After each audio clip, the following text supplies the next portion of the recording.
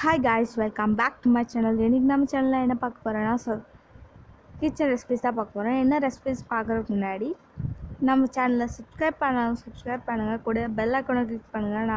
அப்பதான் நான் போற வீடியோஸ்லாம் நோட்டிஃபிகேஷன்ல வரும். மறக்காம உங்க ஃப்ரெண்ட்ஸ் அண்ட் ஃபேமிலிக்கு ஷேர் பண்ணுங்க. இப்போ நம்ம என்ன ரெசிபி பார்க்க போறோம்னு பார்க்கலாம்.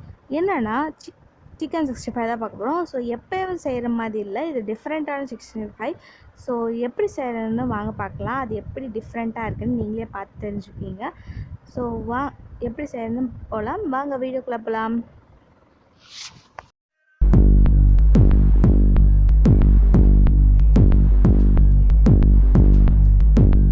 சிக்கன் 65க்கு தேவையான மசாலா சேர்த்துடலாம்.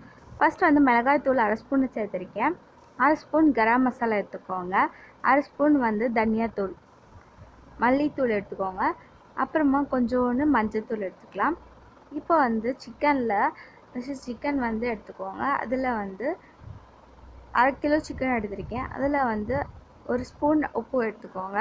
உங்களுக்கு தேவையான உப்பு போட்டுக்கோங்க. 1/2 ஸ்பூன் இஞ்சி பூண்டு பேஸ்ட் போட்டுக்கோங்க. அப்புறமா நம்ம எடுத்து வச்ச மசாலாவை எடுத்து போட்டுருங்க. இப்போ 1 முட்டை எடுத்துக்கோங்க. 1 முட்டை போட்டுக்கோங்க. இதுக்கு 1/2 கிலோவுக்கு மேலே செய்கிறீங்கன்னா ஒரு 2 முட்டை போட்டுக்கோங்க. இது எல்லாத்தையும் மிக்ஸ் பண்ணி 30 மினிட்ஸ் அப்படியே நம்ம வச்சிடலாம் மூடி.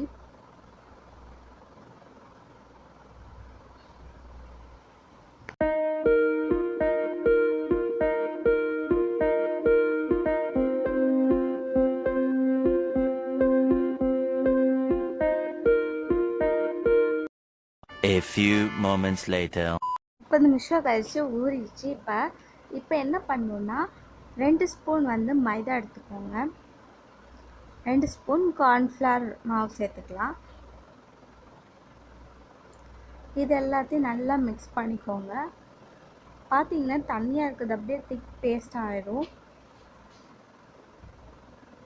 ஸோ இந்த மைதா மாவும் கார்ன்ஃப்ளவர் மாவும் ரொம்ப முக்கியமானது. இப்போ அது நம்ம இதை ஃப்ரை பண்ணுறதுக்கு முன்னாடி என்ன பண்ணணும்னா கருவேப்பிலை கொஞ்சம், மல்லித்தழை இருக்குல்ல, கொத்தமல்லி தழை கொஞ்சமாக போட்டுக்கோங்க. பொரிச்சு எடுத்துடலாம். பொரிச்சு எடுத்து சர்வ் பண்ணிங்கன்னா செம்மையாக இருக்கும். வாங்க பார்க்கலாம்.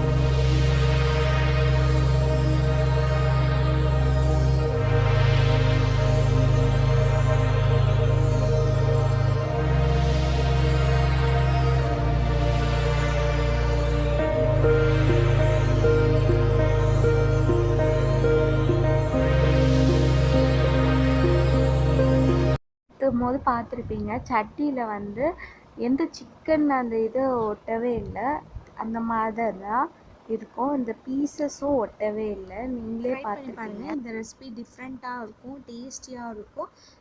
ஸோ கண்டிப்பாக ட்ரை பண்ணிட்டு எனக்கு கமெண்ட் பண்ணுங்கள். உங்களுக்கு இந்த வீடியோ பிடிச்சிட்டா மறக்காமல் சப்ஸ்கிரைப் பண்ணுங்கள். தேங்க்ஸ் ஃபார் வாட்சிங் மை சேனல் கைஸ். பாய்.